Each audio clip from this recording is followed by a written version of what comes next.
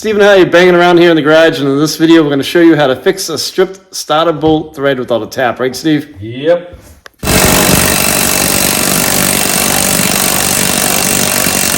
trying to clean the threads up on this thing.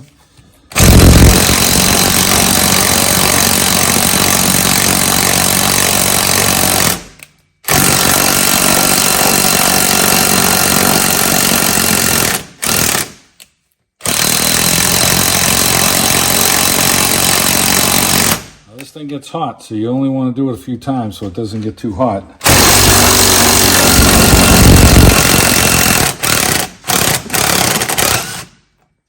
Okay, we'll let that cool down. And now the other bolt, this is the one that really had the nick on it. I just wire wheeled it, and I'm going to try and run that through. The threads look a little better now. So we did is we used a brand new bolt and we ran it back and forth, right Steve? Yeah. That was the bolt that was kind of cross-threaded into the starter. So let's try and see if this one will go in.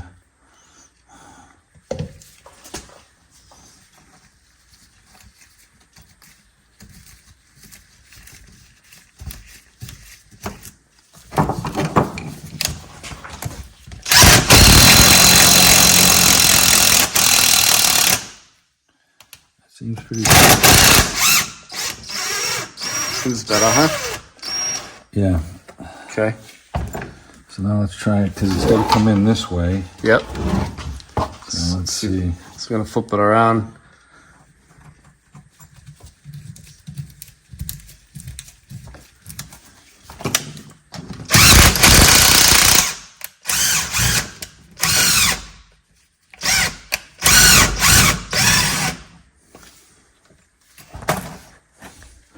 All right, let's make sure that this goes into the bottom one on the transmission well.